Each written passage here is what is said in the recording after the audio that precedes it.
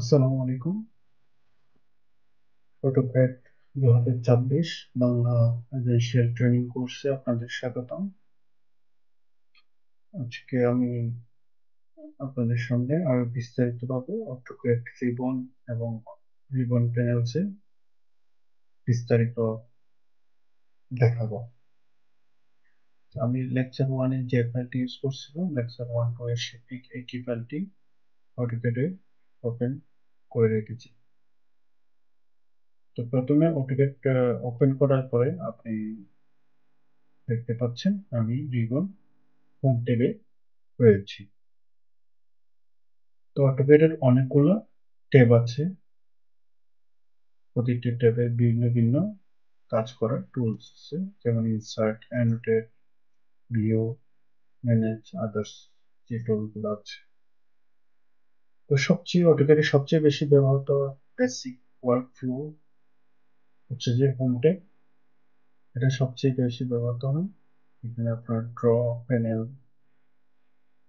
Modify panel, annotation panel, layers panel ইত্যাদি আছে।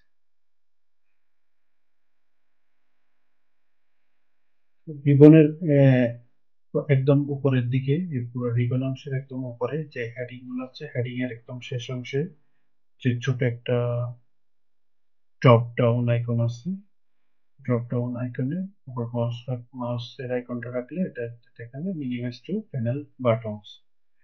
তো এই বাটনটাতে ক্লিক করলে প্রথমে রিবনের ভিউ পরিবর্তিত হচ্ছে। এখন ডিটেলস একটা রিবন থেকে, রিবন প্যানেলস থেকে আপনার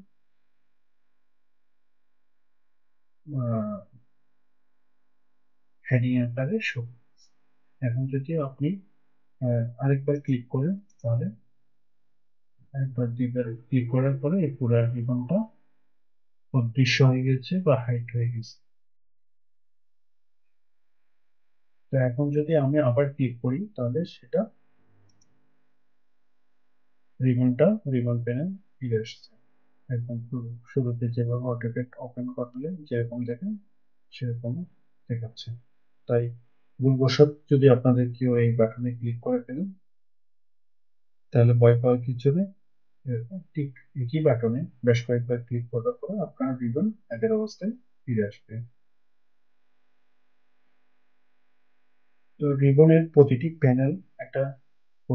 প্যানেল নির্দিষ্ট নির্দিষ্ট কাজের জন্য রয়েছে। যেমন ড্র প্যানেলের ড্রয়িং টুলস গুলা থাকবে, ড্রয়িং কমান্ড গুলা থাকবে। এরপরে আছে হচ্ছে মডিফাই প্যানেলে মডিফাই বিভিন্ন ধরনের ড্রয়িং কে বিভিন্ন ভাবে মডিফাই করার জন্য মডিফাই এর কমান্ড গুলা থাকবে। অ্যানোটেশন প্যানেলে অ্যানোটেশন প্যানেলসে টেক্সট ডাইমেনশনিং এর বিভিন্ন ধরনের কমান্ড গুলো আছে। লেয়ার্স প্যানেলে লেয়ারের বিভিন্ন কমান্ড গুলো আছে। তো আমি হোম এর যে লাইন, পলিলাইন এর পাশে চার সার্কেল আছে, সার্কেলের যে ফ্লাই আউট অ্যারোটা আছে, নিচের দিকে ফ্লাই আউটের একটা অ্যারো চিহ্ন দেখা যাচ্ছে, সেটাতে যদি ক্লিক করেন তাহলে অনেক ধরনের সার্কেল অপশন পাবেন। ঠিক একইভাবে মডিফাই ট্যাবে আপনি যদি অ্যারোর পাশে যে অ্যারো চিহ্নটা আছে, এটাতে যদি ফ্লাই আউট করেন তাহলে বিভিন্ন ধরনের অ্যারো দেখতে পাবেন।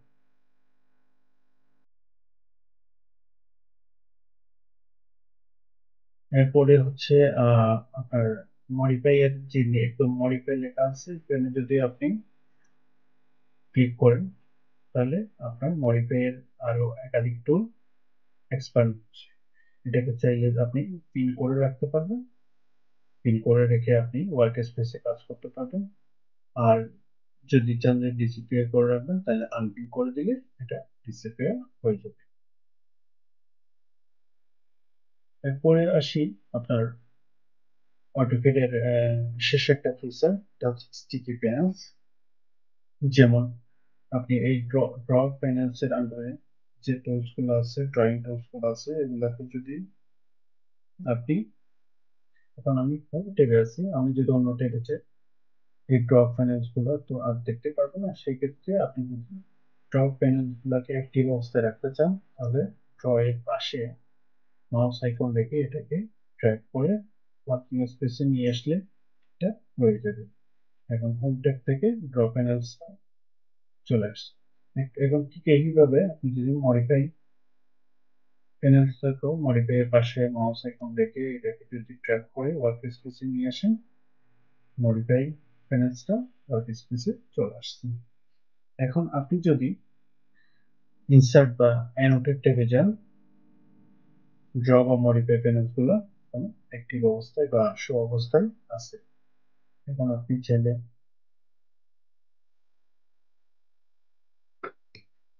ড্রয়িং এ কাজ করতে পারবেন, যেমন লাইন কমান্ড বা সার্কেল কমান্ড নিয়ে আপনি এখানে ড্রয়িং এ কাজ করতে পারবেন বা যে কোনো ধরনের মডিফাই করতে পারবেন অ্যানোটেট ট্যাবে থাকা অবস্থায়।